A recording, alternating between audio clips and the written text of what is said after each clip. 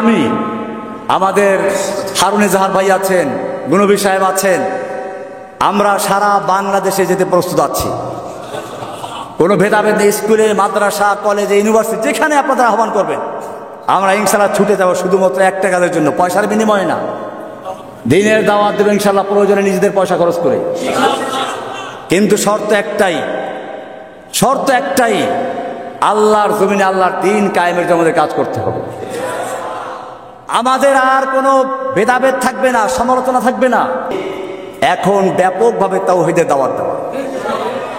যতদিন পর্যন্ত কোরআন এবং সুন্নাহর দাওয়াত পৌঁছে না যাবে, যেই মানুষেরা এদেশের মুসলিমরা কোরআনকে ভালোবাসে, রাসূলকে ভালোবাসে, তারা বুঝেছে সালাত ফরজ, এজন্য তারা মসজিদ তৈরি করে, মাদ্রাসা তৈরি করে, ইমামের বেতন দেয়, রমজান মাসে তারাবির পয়সা দেয়, হাফেজকে খাওয়ায়, কারণ তারা বুঝতে পেরেছে এগুলো দ্বীনি কাজ। এই লোকগুলো যদি বুঝে সালাত যেমন ফরজ, সিয়াম যেমন ফরজ, ঠিক তেমনি ভাবে আল্লাহর জমিনে আল্লাহর দ্বীন কায়েম করাও ফরজ, তাহলে এই লোকগুলো দ্বীন কায়েমের জন্য জীবন দিবে। সেজন্য আমাদের এখন আরেকটি কাজ হচ্ছে, এই মানুষের মাঝে চেতনা তৈরি করে দেওয়া। আল্লাহর জমিনে আল্লাহর দ্বীন কায়েম করার জন্য আল্লাহ তাআলা নির্দেশ করেছেন, আন আকিমুদ্দিন। সব নবীদের প্রতি একই নির্দেশ ছিল, আমাদের প্রতি একই নির্দেশ।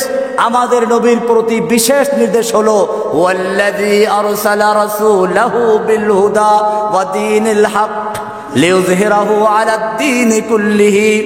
আল্লাহ তাআলা তার রাসূলকে পাঠিয়েছেন হেদায়েত এবং দ্বীনে হক দিয়ে, যাতে করে দ্বীনে হককে অন্য সকল দ্বীনে বাতিলের উপরে বিজয়ী করা যায়।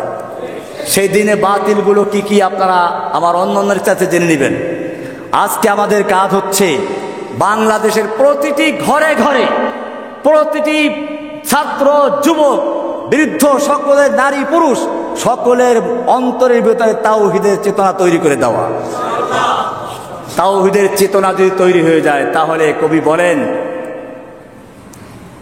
বলেন সব গুরিজা হোগি আখির, সব গুরিজা होगी आखिर जलवाए खुर्शीद से, ई चमन मामूर होगा नगमाए तौहीद से। পূর্ণিমার চাঁদের দ্বারা যেভাবে রাতের আধার পালিয়ে যায়, ঠিক তেমনি ভাবে তাওহীদের স্লোগানে এদেশ থেকে সকল নাস্তিক মুরতাদদের অন্ধকার পালিয়ে যাবে ইনশাআল্লাহ। ভাইয়েরা আমার, সেজন্য ব্যাপকভাবে আমরা তাওহীদের দাওয়াত প্রচার করি।